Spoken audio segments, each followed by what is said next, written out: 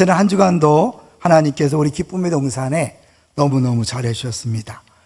가장 먼저 감사할 것은 어제 사랑의 김장 담그기와 나눔이 있었어요. 그래서 120상자를 만들어서 108가정에 전달해 드렸고 12상자가 남았다 그래요.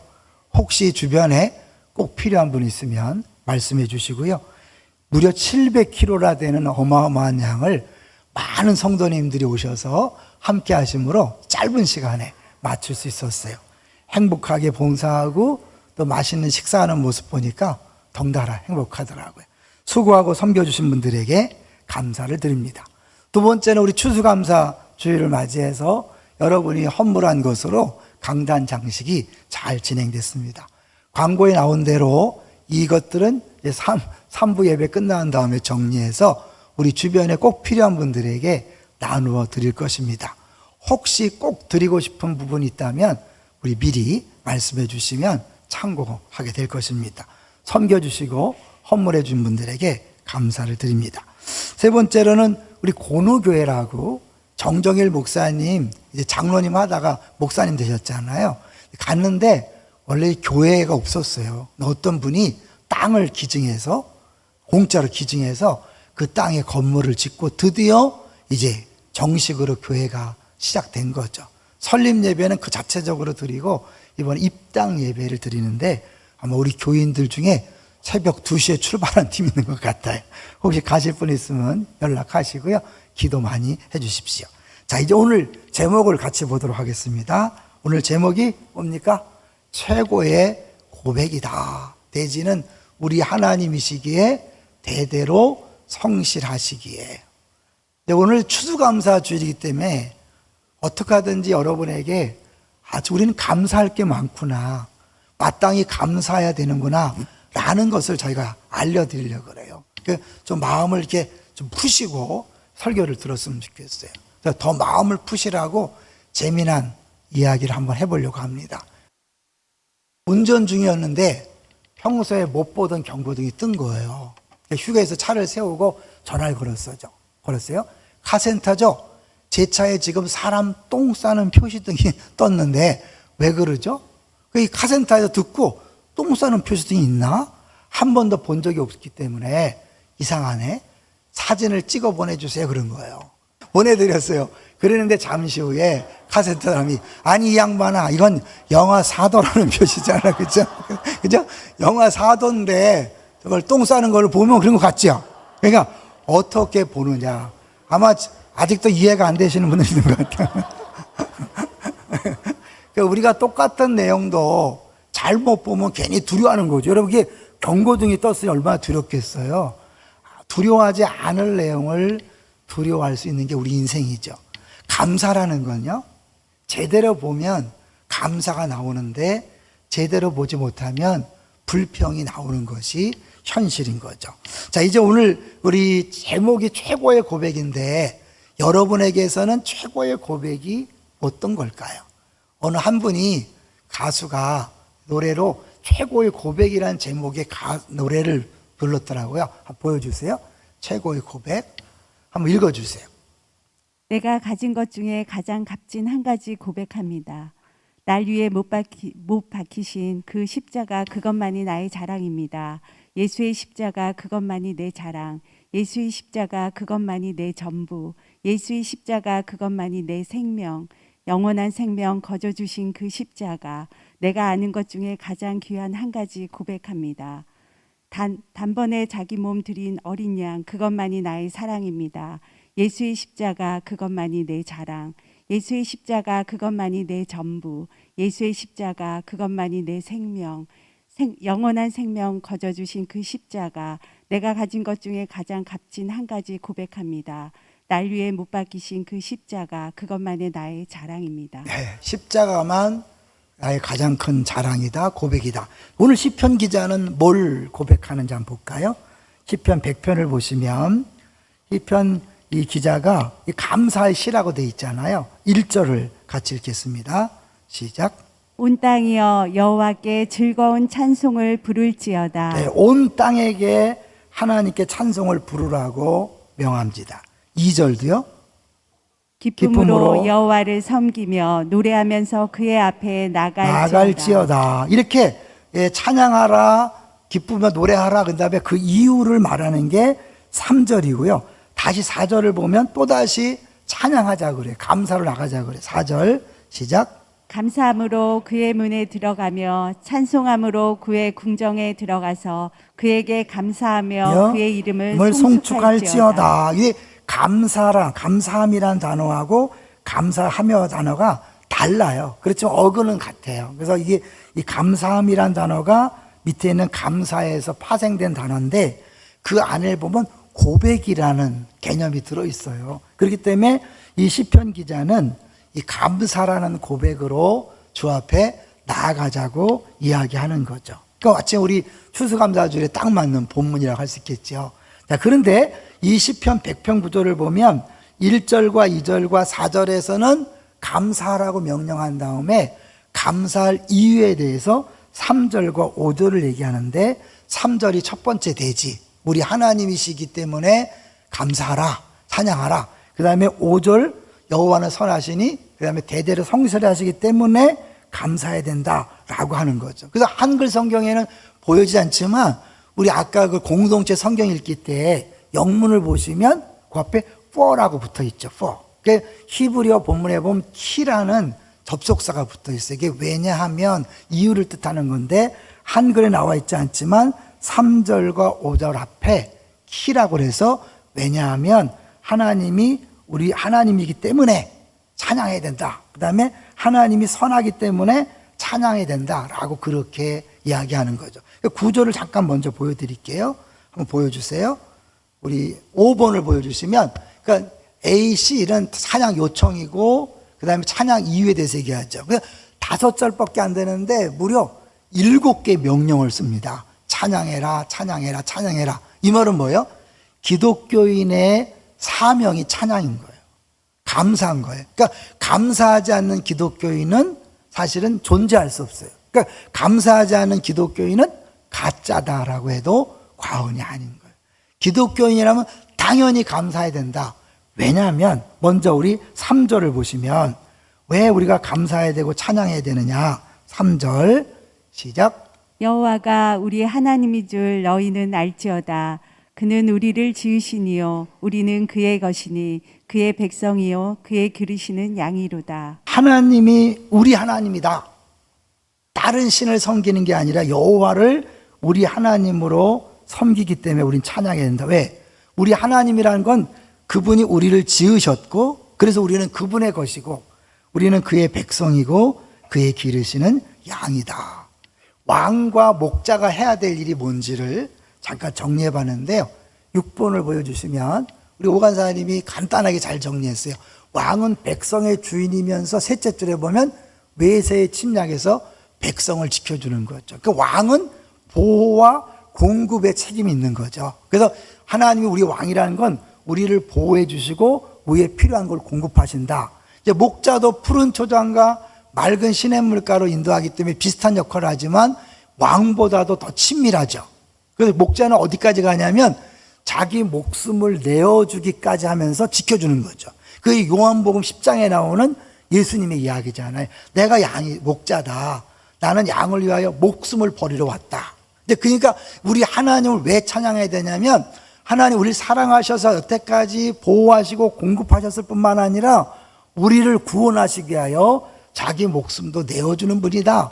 그러니 감사해야 되고 찬양해야 된다. 근데 여기서 우리가 내가 아무리 생각해봐도 감사할 게 없다. 이런 분이 있을 수 있어요. 그래서 우리 탈무드에 나온 이야기를 잠깐 보여줄 텐데요. 우리가 없다고 생각하는 것이 오히려 빼앗겼다 생각하는 것이 우리를 살렸다는 이야기예요. 탈무드 얘기인데 나귀를 타고 닭 한 마리하고 등불과 천막을 싣고 여행을 떠났어요. 이 닭이 꽃게하고 아침을 알려주는데 그 다음에 보여주세요. 그 다음에 등불을 켜고 성경을 읽으려는데 강한 바람이 불어서 등불이 계속 꺼지고 말았어요. 그래서 성경을 덮어놓고 기도를 하고 잤는데 잠든 사이에 맹수가 나타나서 나귀와 닭도 물어 죽였어요. 다 잃어버린 거죠. 그 다음에 아침에 일어나 보니까 천막은 찢어졌고 나귀와 닭은 사라졌어요. 하나님도 참 무심하시지 라고 허탈해하는데 천막을 정리하고 주변을 살펴보니까 마을 근처였어요. 마을로 들어갔는데 여인이 울고 있는 거예요. 왜 울고 있냐고 물었어요. 그 다음 보여주세요. 어젯밤에 강도떼가 나타나서 재산을 빼앗고 사람들을 죽이고 저도 집과 가족을 모두 잃었습니다. 그 여인이 그렇게 얘기하는 거예요. 그걸 듣는 순간 이 사람이 깨달은 거예요. 아, 하나님이 나를 지켜줬구나. 등불이 켜져 있었다면 불빛을 보고 강도가 나를 덮쳤을 테고 닭이나 나귀가 살아서 울기라도 했다면 틀림없이 나를 찾아냈을 테니 세 가지를 잃었기에 내 생명을 잃지 않을 수 있었구나. 우리는 잃어버린 것을 보기 때문에 불행하다 느끼고 원망하고 불평하지만 그것이 잃어버리도록 하나님이 허락했다면 그건 우리를 보호하는 것이고 더 좋은 것을 주기 위한 하나님의 계획인 거죠. 그러니까 이거를 생각해야만 감사할 수 있는 거예요. 어제 다니엘 기도의 간증 들으셨죠? 들으셨다고 하세요. 들으셨죠? 들으셨는데 거기 보면 이 최고의 바이올리니스트, 여러분 그 바이올린이요 아무나 못 써요. 세계에서 몇 개 없는 거잖아요. 특별한 사람에게 빌려준 어마어마한 바이올린이 그만큼 대단한 바이올리니스트인데 이 사람이 태어날 때부터 한쪽 귀가 들리지 않는 청각장애였어요. 그러니까 선천적 청각장애를 갖고 태어났는데 그 선천적 청각장애가 오히려 다르게 듣기 때문에 다른 소리를 낸다. 모든 예술가는 자기만의 소리가 있어야 더 인정받는데 이 사람은 스테레오로 듣는 게 아니라 모노로 듣다 보니까 음을 다르게 해석해서 다르게 연주해서 심지어는 뭐 천상의 소리라 이렇게 했다잖아요. 여러분 그 장애가 축복입니까? 저주입니까? 축복이죠. 그전에도 다니엘 기도에 보면 그 의족 골퍼가 나왔잖아요. 그분이 다리가 잘려서 교통에서 잘렸기 때문에 힘들어할 때 누군가 와서 당시 장애가 축복이 될 것이다. 그런데 그야말로 정말 그 장애 때문에 뭐 모든 금메달은 다 휩쓸잖아요. 그러니까 하나님께서 우리에게 허락했다면 그것이 선천적으로 태어날 때부터 허락했든지 사고를 통해 허락했든지 허락했다면 그분이 우리의 왕이신데 충분히 보호하시고 지킬 수 있음에도 불구하고 허락했다면 다른 계획과 뜻이 있는 줄로 믿습니다. 이걸 모르면 지난 한 해를 돌이켜보면서 나는 뭣도 없고 이것 때문에 나는 불행하다 느꼈던 사람들 기억하세요. 그것이 우리를 살렸고 여기까지 우리를 오게 한 거죠. 여러분 제가 이제 말씀을 준비하다가 그런 생각이 들었어요. 많은 성도들이요 어려움을 당했을 때 어떤 성도들은 그 어려움만 보고 막 나 다 귀찮아요. 교회도 안 나가, 봉사도 안 해. 이런 분이 있어요.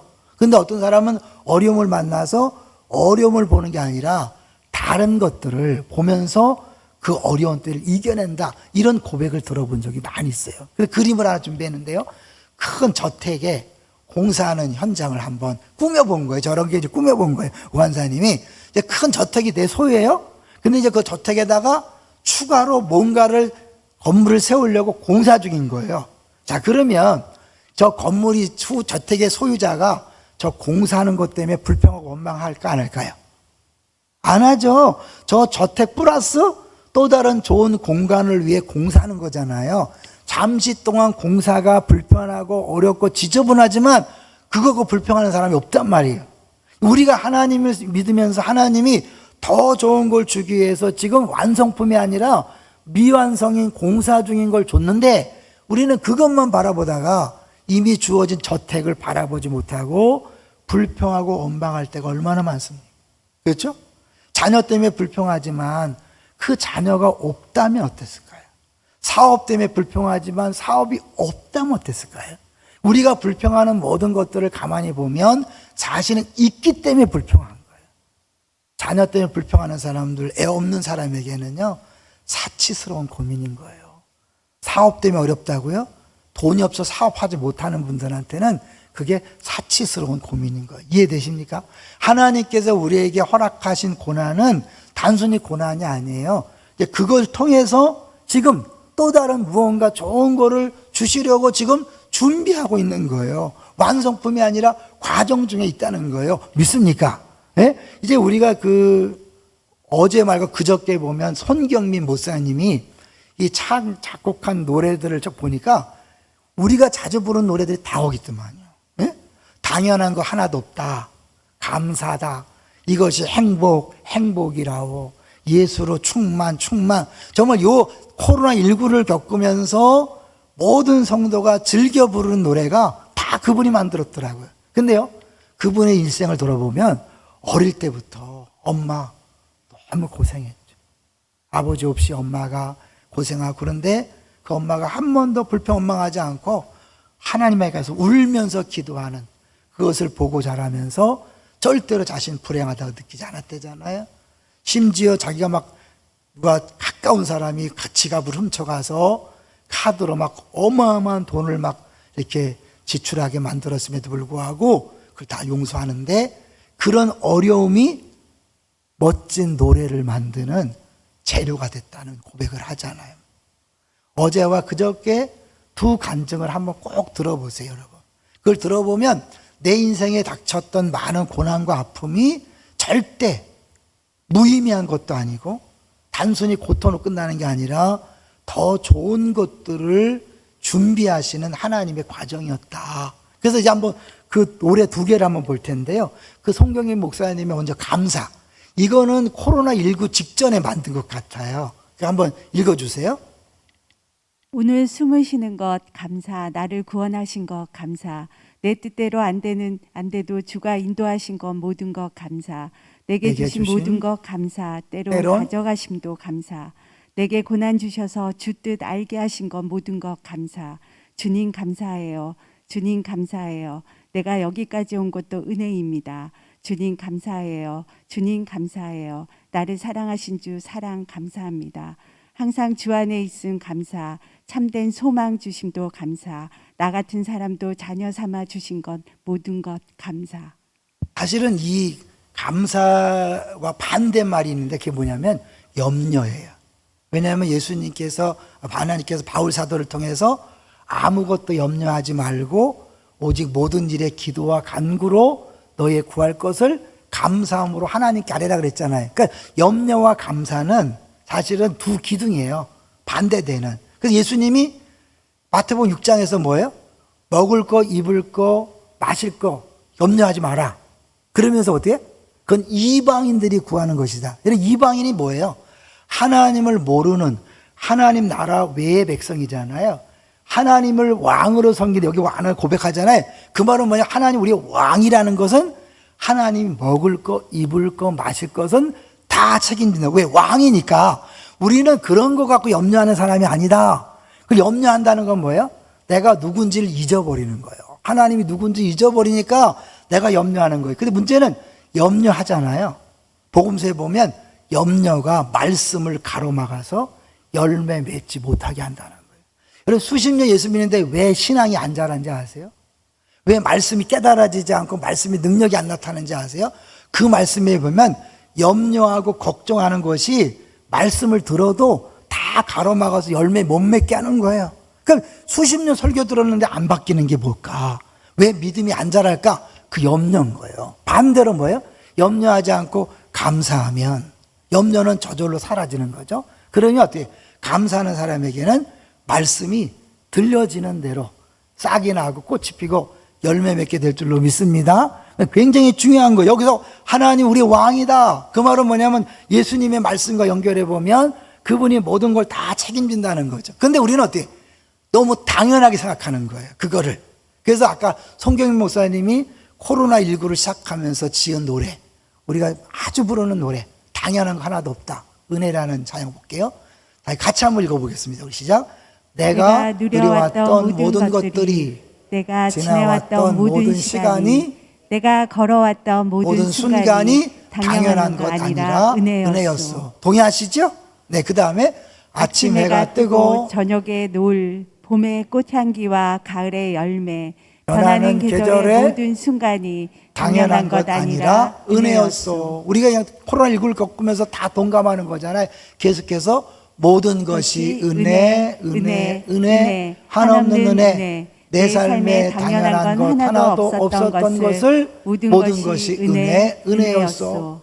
내가 이 땅에 태어나 사는 것, 어린아이 시절과 지금까지 숨을 쉬며 살며 꿈을 꾸는 삶 당연한 것 아니라 은혜였소. 내가 하나님의 자녀로 살며 오늘 찬양하고 예배하는 삶, 복음을 전할 수 있는 축복이 당연한 것 아니라 은혜였소. 저는 저 어린아이 시절과 지금까지, 그전에는 그냥 들렸는데 간증을 듣고 보니까 정말 어렵게 살았어요. 그런데 그거를 고난이다, 아픔이다, 불행이라 생각하지 않고, 왜? 엄마가 늘 기도하는 것 때문에. 근데 그 모든 고난과 아픔이 지금 결정적인 코로나19 때 모든 성도들이 찬양하면서 은혜 받는 곡을 만들게 한 거죠. 아까 이야기했던 바이올리니스트, 그 바다를 맨날 보고 자랐기 때문에 그 연주에 바다가 들어있다. 그리고 천상의 소리 이렇게 얘기한다잖아요. 그 모든 것들이 우연이 아닌 거죠. 하나님이 다 주셨는데 우리는 당연하게 생각한 거예요. 자, 그래서 최근에 9일 만에 매몰됐다 구조받은 사람 아시죠? 그 사람이 그 190m 지하 갱도에 갇혔다가 나와서 고백한 내용이 있어요. 뭘 고백했냐면, 나와보니까 보여주세요. 일손이 부족하단 말이, 이 사람은 아주 초보자예요. 그래서 두 사람이 갇혔는데 한 사람은 전문가고 한 사람은 초보자잖아요. 이 사람 아주 초보자예요. 근데 이제 극적으로 구조된 다음에, 다음 보여주세요. 된 다음에 이 사람이 뭐라고 고백하냐면, 한번 읽어주세요. 수직갱도 지하 190m에 있으니까 정말 세상 모든 것이 아름답게 보였다. 살아가며 못 느꼈던 감정이었다. 평소에 용기 있는 사람이라고 생각했는데 막상 그런 환경에 처하니 굉장히 나약해졌고 하염없이 눈물만 흘렸다. 참된 용기란 것이 정말 대단한 거라는 걸 깨달았다. 이 일을 계기로 삶의 가치를 방향성을 바꿔 봉사할 줄 알고 사람들을 챙기면서 살아야겠다. 자신은 그저 시골 사람이라며 신혼을 밝히길 원치 않는 보조 작업자 얘기다. 네, 그전엔 못 느꼈는데 죽다 살아나니까 세상 모든 것이 아름답게 보인 거죠. 당연한 거 하나도 없음을 깨달은 거죠. 혹시 내가 왠지 생활이 무의미하고 감사가 없다, 한번 들어갔다 나오시면 되거든요. 그러면 누구든지 깨닫게 되고, 저 사람이 뭐 예수 믿는 사람이 아니거든요. 근데 그 다음에 볼까요? 이제 그 전문가예요. 진짜 작업반자. 이 사람은 아주 노하우가 많은 사람이었잖아요. 이 사람이 병원을 나오면서 이렇게 말하는 거예요. 그거 읽어줘. 나한테, 시작. 나한테 시간이 얼마 없다는 걸 느꼈을 때 제일 소중한 게 가족이란 걸 새삼 느꼈다. 조금 더 적극적으로 챙겨줄 걸 그러지 못했던 것이 가장 후회됐다. 제일 어려울 때 가족이 생각난 거죠. 여러분, 우리 옆에 있는 가족이 너무너무 소중합니다. 마음에 안 드는 남편, 아니에요, 소중해요. 마음에 안 드는 아내, 소중합니다. 그 소중하다는 것을 인정하고 사랑을 표현하시기를 주의 이름으로 축원합니다. 자, 이 하나님께서 이제 3절에 우리를 지으시니요 그의 것이요 그의 백성이요 그의 기르시는 양이라는 것, 그 내 모든 것들이 다 하나님 주신 것이 당연한 거 아니라고 할 때 우린 찬양할 수 있고 감사할 수 있는 거죠. 여러분, 지난 한 해 돌이켜보세요. 아무것도 없었어. 난 되는 게 없었어. 풀리는 게 없었어.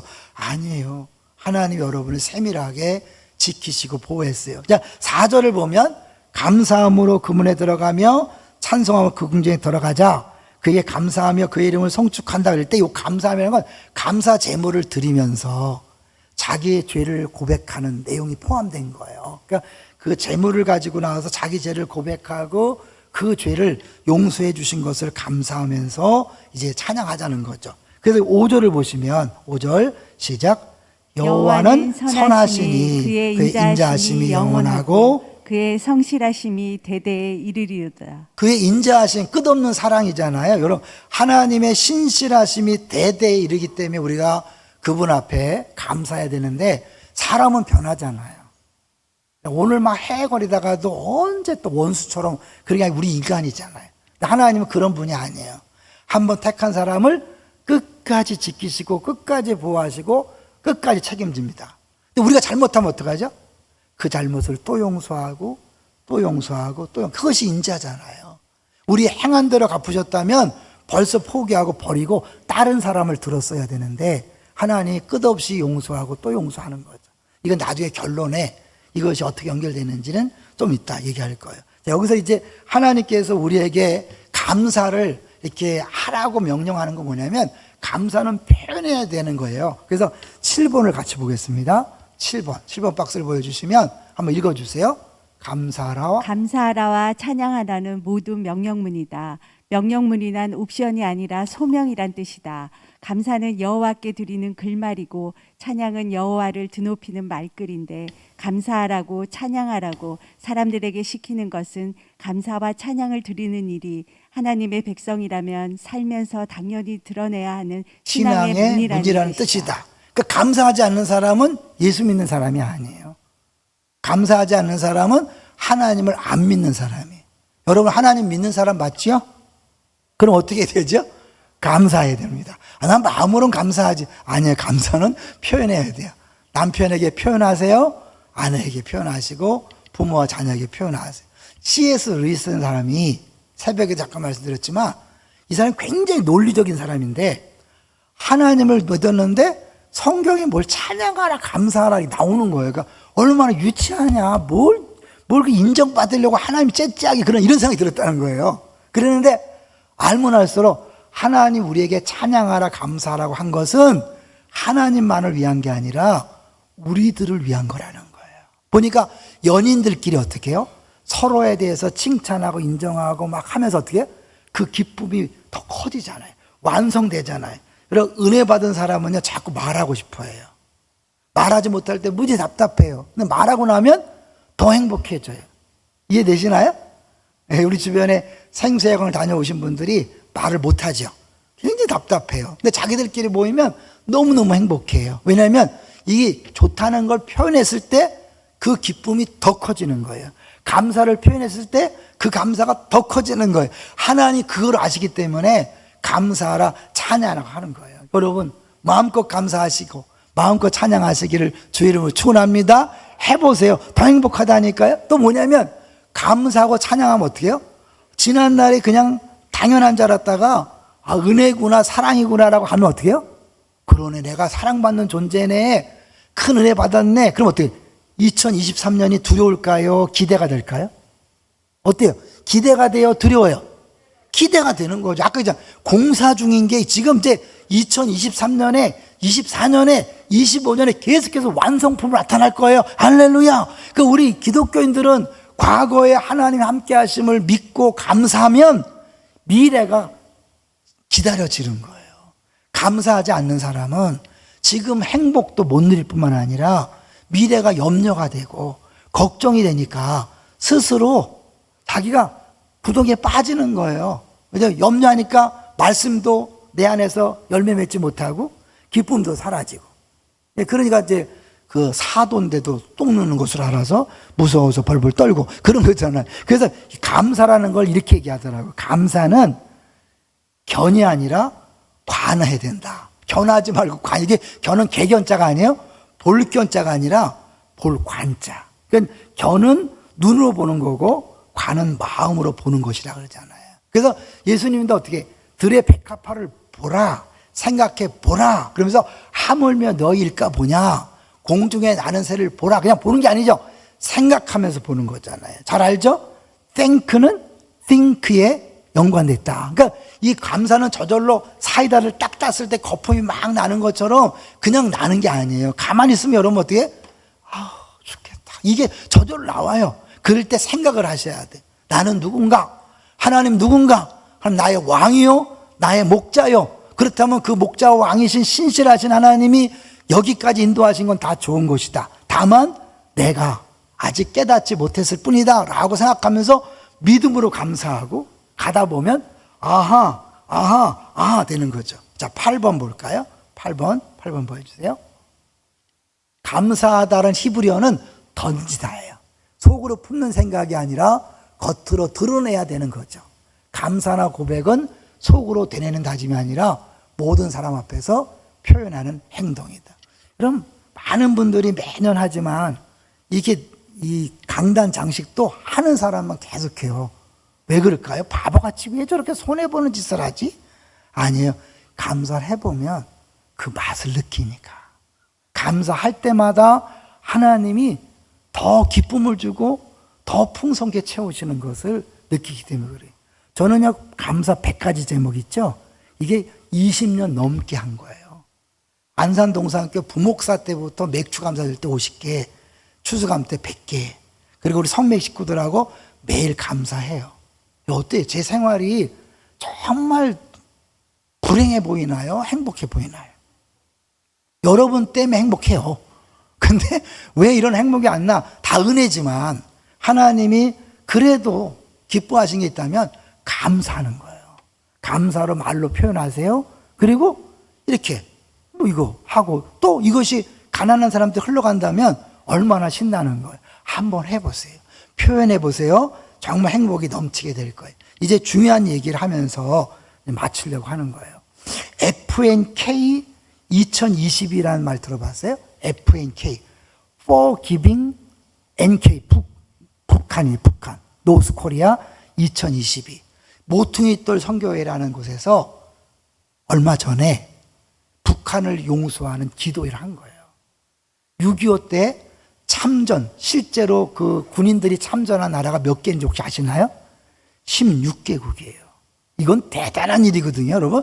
그 당시 소련이 있었는데 어떻게 했는가 아시잖아요. 소련이 그때 안전보장이사에 참여 못해서 참전이 결정된 거. 지금 못하잖아요, 우크라이나 때. 참전이 결정됐고 16개국이 왔는데 이들이 다 피를 흘리고 죽고 부상하고 그랬잖아요. 이 하나님이 이 높둥이들 선교회에 마음을 줘서 저 북한을 용서하자. 그래서 그 16개국 연락해서 기도하시는 분들을 초청한 거예요. 그래서 이들이 휴전선 앞에 가서 이제 구체적으로 용서 선포하는 기도를 한마디씩 한 거예요. 그래서 예를 들면 미국은 예수 그리스도의 이름으로 북한을 용서합니다. 영국 사람이 나와서 영국은 예수 그리스도의 이름으로 북한을 용서합니다. 태국은 에티오피아는, 특히 이거 에티오피아는요, 이 참전 용사의 후손들이 고통을 많이 당한대요. 이 공산국가가 돼갖고 그때 참전한 것 때문에 후손들이 많이 고생한다고 그래요. 근데 이들이 대표가 나와서 16개국이 다 한 다음에 17번째는 이제 그 한국 사람들이 용서를 선포했대요. 우리 대한민국은 예수 그리스도의 이름으로 북한을 용서합니다. 18번째는 세계 교회를 대신해서 거기에 모여있는 모든 사람들이 용서를 하나님께 올리기를 우리 하나님의 백성은 예수 그리스도 이름으로 북한을 용서합니다. 19번째가 중요해요. 잘 들어주세요. 19번째는 누가 나섰을까요? 탈북민들이 나왔어요.